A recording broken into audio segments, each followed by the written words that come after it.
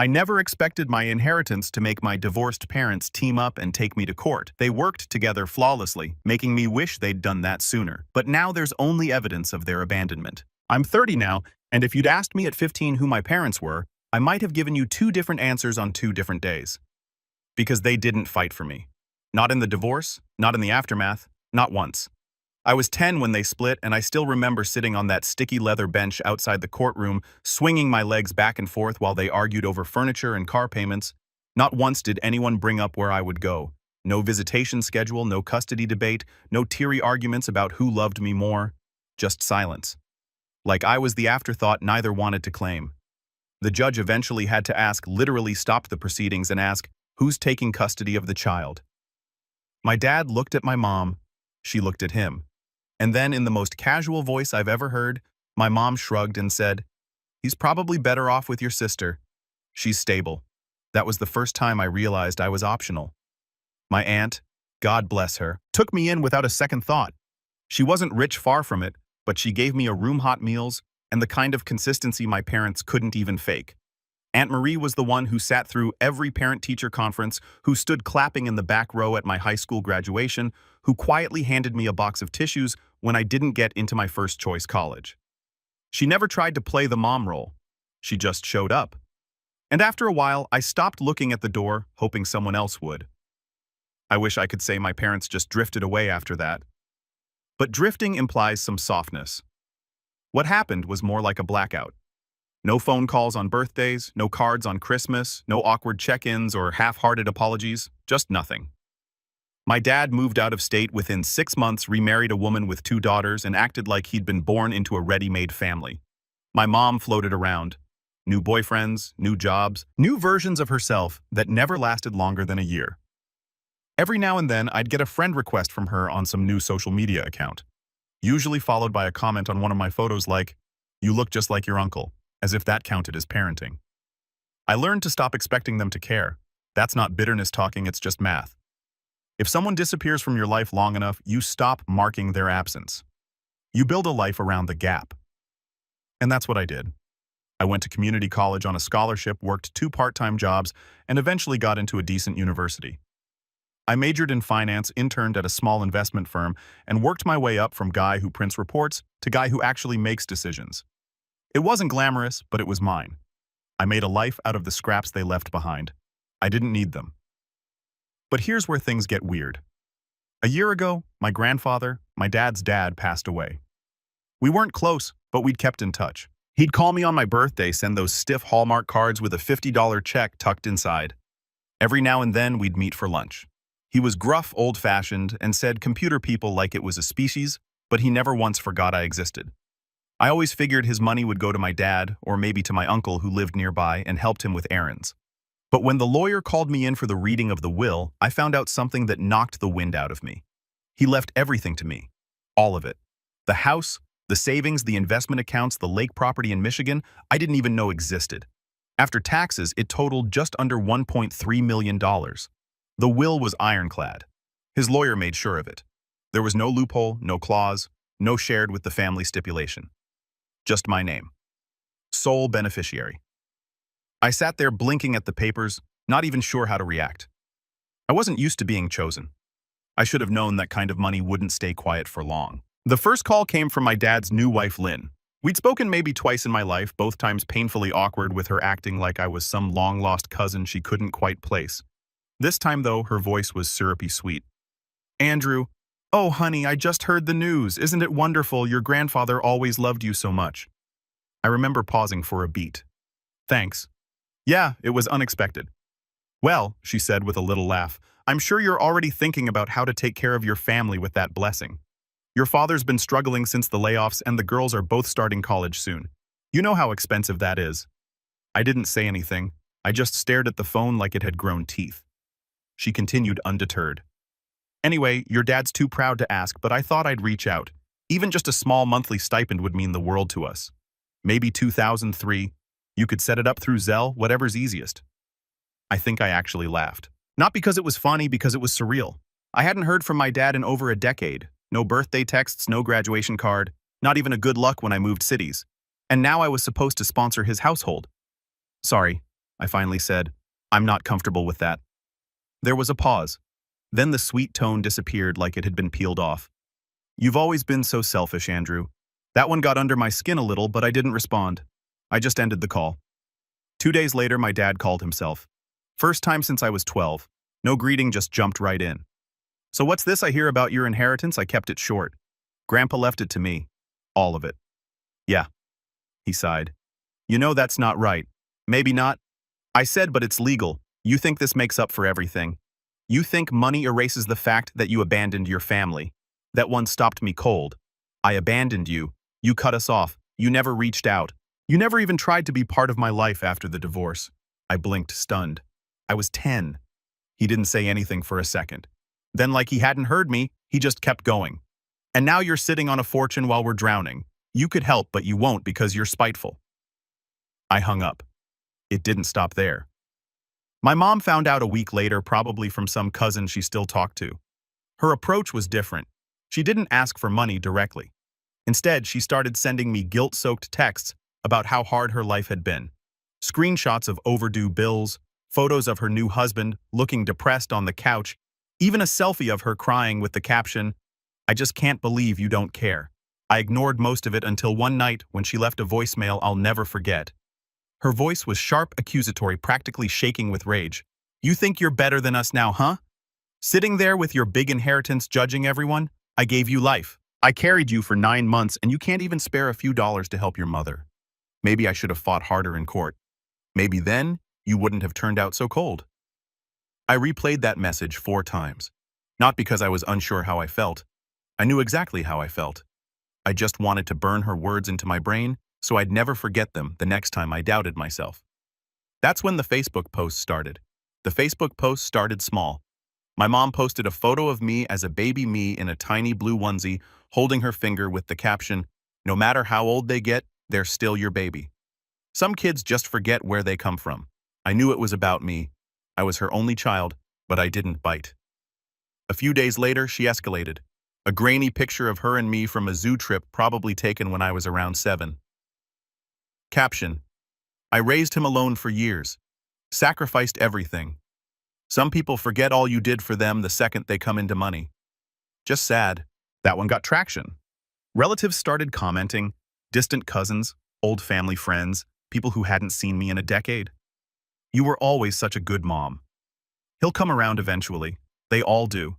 Kids these days know gratitude. I watched it unfold like a car crash in slow motion. My phone buzzed nonstop. Friend requests, messages, DMs from people asking if I was really the one who inherited all that money. One woman, an old friend of my mom's I hadn't seen since I was 9, sent me her Venmo handle and said she was raising money for a new car. No context, no shame. Then came my half-sisters. I'd never met them. My dad remarried when I was 11 and I was never invited to the wedding. I knew their names, Samantha and Grace, but they were just trivia facts I kept stored somewhere behind my childhood trauma and the taste of powdered school lunches. But now they wanted to bond. Samantha messaged me first. She was 19 and in her second year of college. Her message was long and sugary, full of "hey big brother" energy. She said she'd always wanted to connect, but Dad thought it would be too complicated. She mentioned how she and Grace were both struggling with tuition and how amazing it was that I'd come into such a big blessing.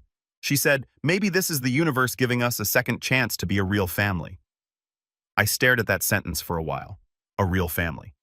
When had we ever been that I didn't respond right away? I was still trying to process everything. But it didn't matter because Grace, the younger one, went straight to Instagram.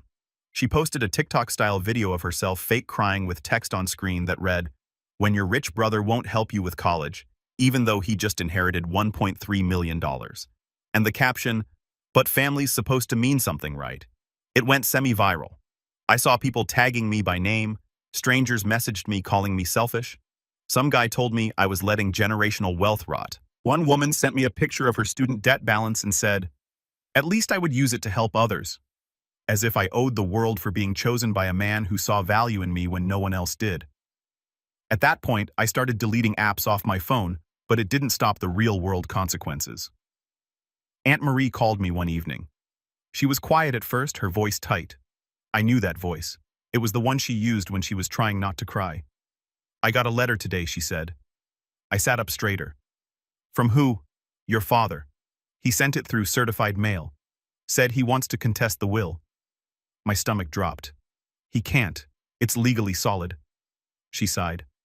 I know, but that doesn't mean he won't try. He said he's gathering evidence to prove your grandfather wasn't of sound mind when he made it, that you manipulated him in his old age. I felt the blood rush to my face. What evidence? I barely saw Grandpa once a month. He made the choice himself. I know that, Andrew. I do. But your dad's angry. And when people like him are angry, they don't care about the truth. That was the moment the floor started to shift under me. Because now it wasn't just awkward messages and petty guilt trips. It was legal. It was war. And I was the target. Over the next few weeks, letters started arriving. From lawyers, from family members, from people claiming to be concerned about the distribution of assets. One guy even be Grandpa's business partner and said he was owed money. None of it held up legally, but it was draining. Every time I thought it was over, another envelope appeared in my mailbox. And through it all, my mom stayed busy online.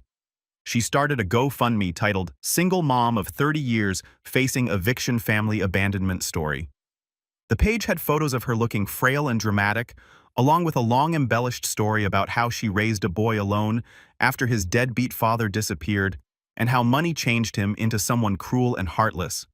She never used my name, but it was obvious. The comments were filled with people asking, "Is this about Andrew? The one who got the inheritance?" Someone even posted a link to an article about Grandpa's estate. Then one day I came home to find a man sitting on the steps outside my apartment building.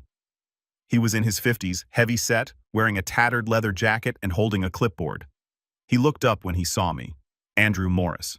I nodded slowly. You've been served. He handed me a manila envelope and walked away. Inside was the lawsuit. My father was officially contesting the will, alleging undue influence, claiming I coerced my grandfather into leaving me everything. It was filled with vague language and flimsy claims. Andrew frequently visited his grandfather in private. Andrew has a history of manipulation and selfish behavior. There is reason to believe Andrew took advantage of an elderly man with declining mental faculties. I sat on the couch for hours, just staring at the pages. My whole body felt numb. This wasn't just a fight over money now, it was an attack on my character. A public legal attempt to paint me as some kind of scheming villain. I called Aunt Marie again that night. She was furious, said she'd help however she could, but I could tell it scared her too. And just when I thought I'd hit the worst of it, something happened that turned everything upside down. One Saturday morning, I got a knock at the door. Not unusual, except it was 7:15 a.m. and I hadn't ordered anything.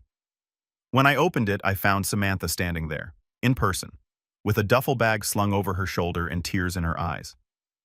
Dad kicked me out, she said. He said if I wasn't going to help him take you to court, I didn't deserve to live in his house. I blinked. What? He found out I messaged you, that I asked you not for money but for a relationship. He said I betrayed the family, and now I have nowhere else to go. I just stared at her, stunned. I hadn't even responded to her original message. I didn't know how to handle this. I barely knew her, and yet here she was on my doorstep, a casualty of the same man who was now trying to destroy me in court. She must have seen the hesitation in my face, because she looked down and whispered, I didn't think you'd let me in.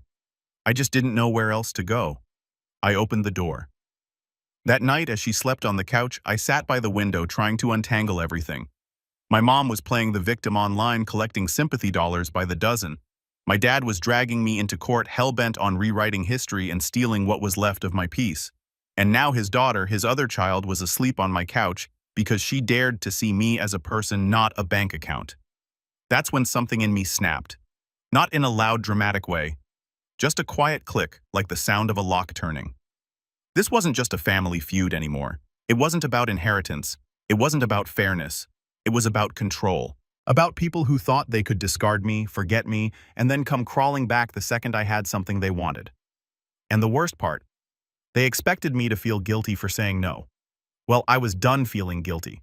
But before I made my next move, I had to gather my own evidence.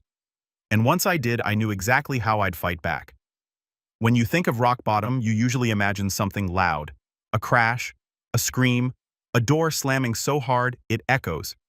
But mine came quietly, like the air slowly thinning out in a room, until one day you realize you're choking and no one even noticed. It wasn't one big thing that broke me.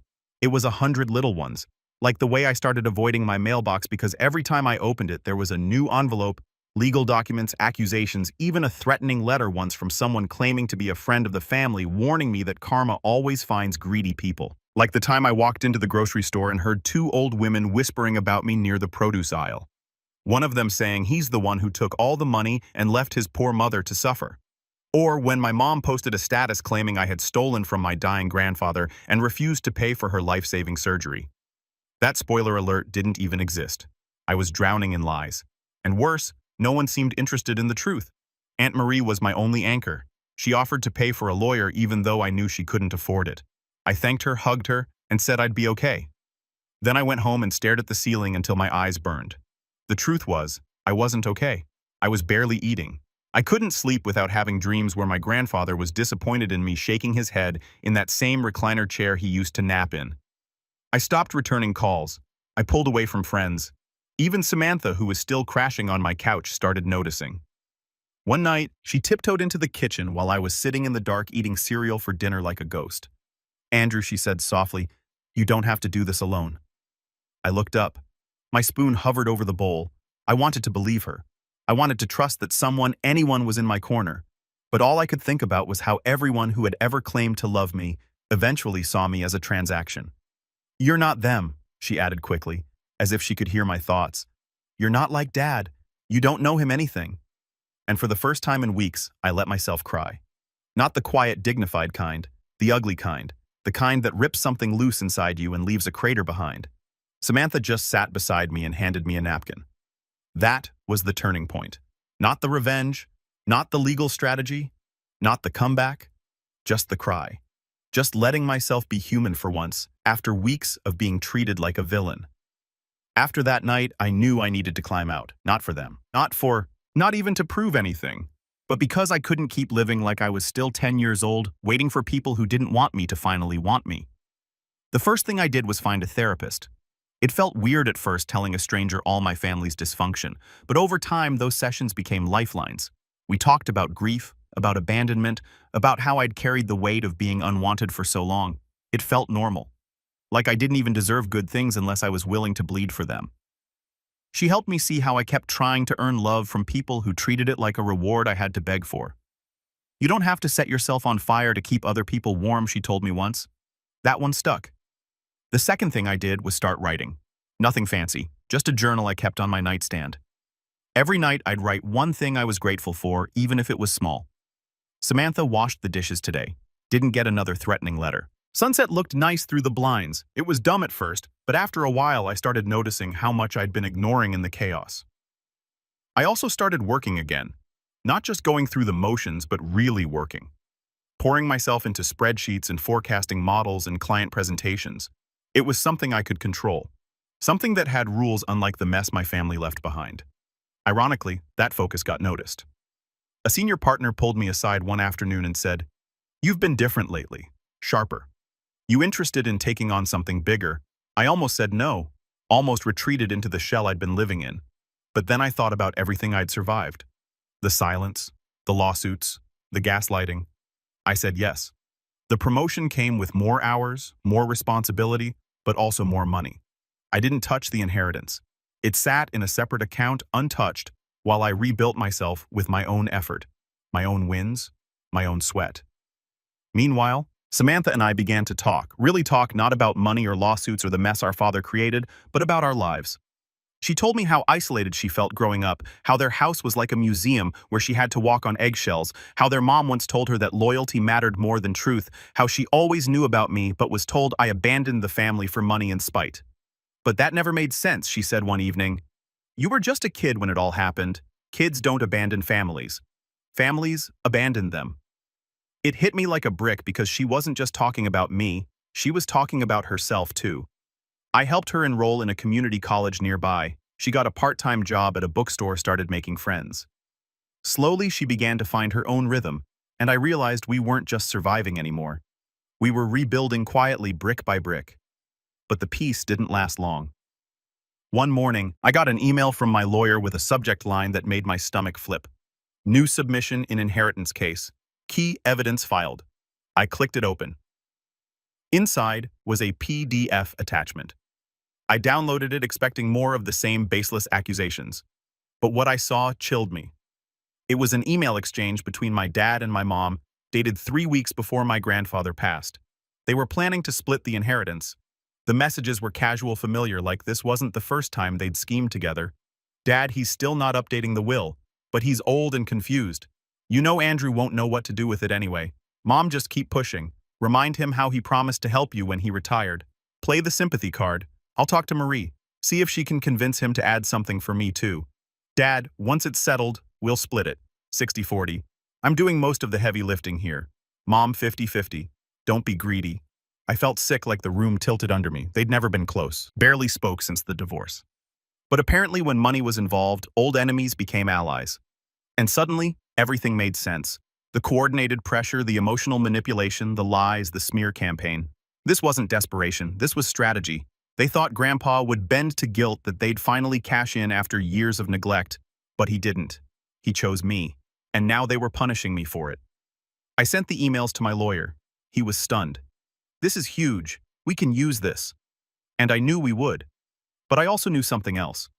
This wasn't just about court anymore. This was personal. They tried to erase me as a child, then they tried to exploit me as an adult. And when both failed, they came after my name, my integrity, my peace. But they made one mistake. They underestimated who I'd become when I had nothing left to lose. And if they thought they could scheme in the shadows without consequences, they were about to find out exactly what kind of man they'd created. There's a moment in every story where the balance tips, where survival becomes strategy and wounds become weapons. For me, that moment came sitting alone at my desk, rereading the email chain between my parents. Two people who hadn't spoken a kind word about each other in over 15 years suddenly united in trying to steal what wasn't theirs. That betrayal didn't hit me like a punch. It sank in slow, like ink spreading through paper. And once it did, it changed everything.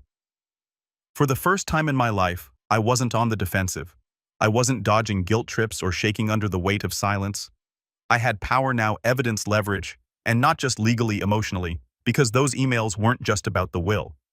They confirmed what I'd spent most of my life trying to forget, that I was never more than a bargaining chip to either of them, that they could scheme behind my back while pretending I was the problem. That their version of family was always transactional. I wasn't about to let them rewrite history and walk away clean. But I wasn't going to stoop to their level either. No public call-outs, no social media rants. I wanted something quieter, smarter, permanent. I wanted a reckoning so thorough they'd never mistake my kindness or my silence for weakness again. So I started planning. The first step was legal. I sent the email thread to my lawyer, a guy named Jordan, who looked like he belonged in a GQ spread, but talked like a math professor. He read the emails twice, then leaned back in his chair, laced his fingers behind his head, and said, "Well, this changes everything." Jordan moved fast. He filed a formal response to the lawsuit, attaching the emails and requesting the court dismiss the case based on clear evidence of bad faith and attempted manipulation. He also filed a counterclaim, defamation and emotional distress, backed by screenshots of the Facebook posts, the TikTok smear campaign, and the GoFundMe, which had raised nearly $11,000 under a web of lies. The best part: the donations were traceable. Names, amounts, dates. Some of them came from extended family members who had later sent me nasty messages. Once we filed, I knew the next hearing would be a turning point, but I didn't want to wait for justice to come from a courtroom. So I turned inward and started building my case outside the legal walls. I hired a private investigator. His name was Greg, ex-military, soft-spoken, with the kind of eyes that made you feel like he already knew the worst thing you'd ever done. I handed him a folder with every known detail about my parents, their addresses, known associates, business dealings, and most importantly, their financial histories. I wanted to know everything: who they owed money to, what kind of assets they were hiding, and whether this lawsuit was really about fairness or just good old-fashioned desperation. Greg didn't disappoint. Within 2 weeks, I had a dossier thicker than my old high school yearbook. My dad had taken out 3 personal loans in the past 2 years, all tied to a failing investment property in Arizona. One of the loans was co-signed by his wife Lynn, who, according to the investigator, had quietly filed for separation 3 months earlier. Apparently, money troubles had driven a wedge in their perfect little family. My mom was worse. She was 5 months behind on her rent, had 3 credit cards in collections, and was trying to launch an online spiritual coaching business that had exactly 0 clients. Her GoFundMe wasn't about survival. It was about lifestyle. She'd been spending donation money on spa treatments and designer handbags, hoping to rebrand herself as some kind of healing guru, while telling the internet I was letting her starve. It was disgusting, but also useful. I compiled everything into a timeline. Every lie, every scheme, every withdrawal. I didn't plan to use all of it, not yet. But I wanted to be ready. I wanted to know exactly how far they were willing to fall before they realized I'd stopped trying to catch them. The next step was the family. Not my family, theirs. Over the years, I'd distanced myself from most of my extended relatives, not out of malice but necessity. I was tired of pretending we had anything in common beyond shared blood. But now, I needed them to see the truth. Not the version my mom fed them in vague posts or whispered rumors, but the real truth. So I invited a few of them to lunch quietly separately. I didn't ambush them. I just asked for their time and told them I wanted to explain my side. One of the first people to agree was my Aunt Cheryl, my mom's older sister. She showed up to the cafe wearing oversized sunglasses and a guarded expression. I knew she'd seen the GoFundMe. I knew she probably believed it at least partially. But I also knew something else. Aunt Cheryl had always hated liars. I slid a printed copy of the email thread across the table, said nothing. She read it twice. Her face went pale. "This is real," she whispered. I nodded. I didn't need to say much after that. I let the truth do the heavy lifting. I showed her the donation trail, the texts my mom had sent me, the photos from her so-called eviction that were actually stock images pulled from Google. I watched as the narrative she'd clung to started to fracture in her mind.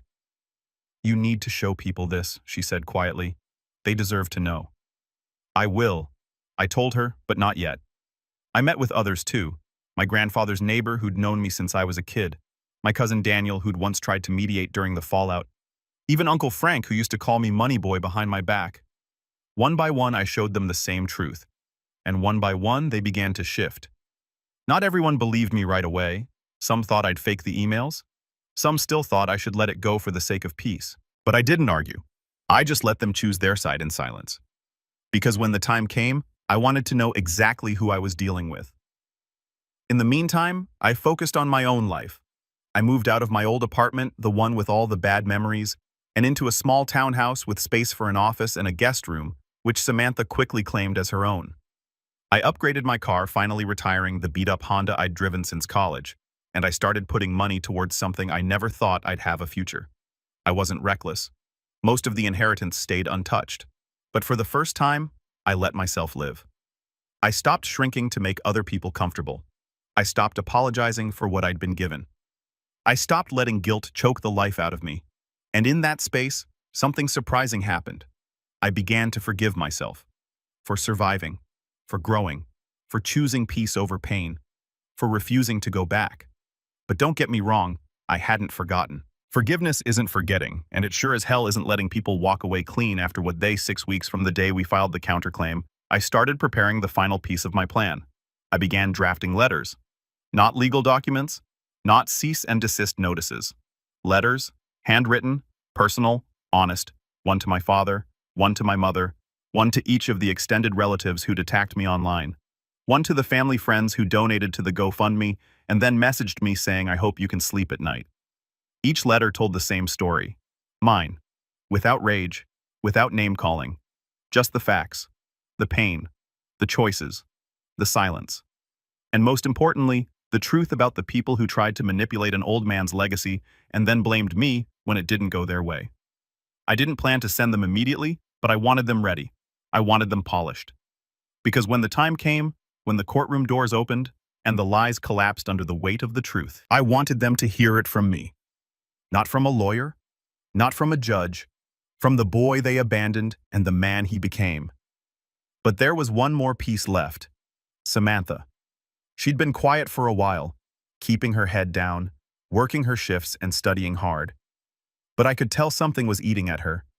One night I found her sitting in the kitchen with a blank notebook open in front of her. "What's up?" I asked. She looked up. Eyes red. "Do you think it's wrong if I testify?" I blinked. "Testify? In court? About Dad? About how he talks about you, how he planned all this?" "I still have the texts." I sat down across from her. "You do that." She nodded. "I want to." And just like that, the final piece clicked into place. I had the documents, the timeline, the paper trail, the emotional fallout, and now I had a witness. One they couldn't discredit. One they never saw coming. I reached across the table and squeezed her hand. Then let's do it. Because sometimes revenge isn't loud. Sometimes it's built slowly, carefully, with intention. Sometimes it comes not in anger, but in clarity. And when it finally arrives, it doesn't need to announce itself. It just walks in, calm and unstoppable. And that moment was closer than they ever expected. It was raining the morning of the hearing. Not a storm, just a quiet, steady drizzle. The kind that makes the world feel softer than it is. I stood in front of the courthouse with my umbrella tucked under one arm, watching the gray sky blur the sharp edges of the buildings around me. Samantha stood beside me, clutching a small leather bag. Inside it were the texts from our father, the ones where he told her, "Don't talk to Andrew. He doesn't care about this family. He's just sitting on money that should have been ours." There were pages of them, cruel, calculated, condemning. She looked nervous, her knee bouncing slightly as we waited. "You still sure you want to do this?" I asked. She didn't hesitate. "I've never been more sure of anything." We walked through the double doors side by side. Inside, the courtroom smelled like old paper and wood polish. Rows of pew-like benches lined the back, already filled with a handful of familiar faces. Aunt Marie sat quietly near the front, holding a folder on her lap.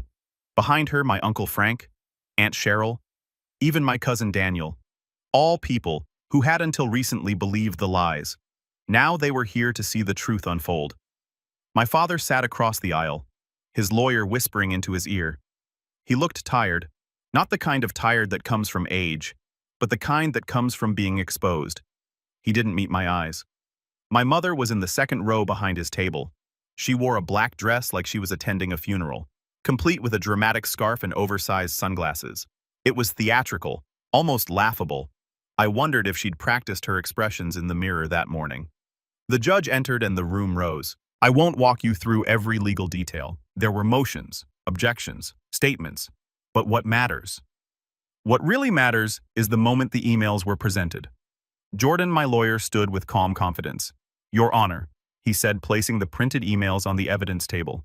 "We have reason to believe this case is not only baseless, but fraudulent in intent. These communications between the plaintiff and a third party clearly demonstrate a premeditated attempt to influence the deceased's will for personal gain, followed by a coordinated campaign to pressure my client after the fact." The judge raised an eyebrow, skimming the pages. "Your father and your mother?" he asked, directing the question toward me. I nodded. "They've been working together behind my back for months. Not just working together," Jordan added.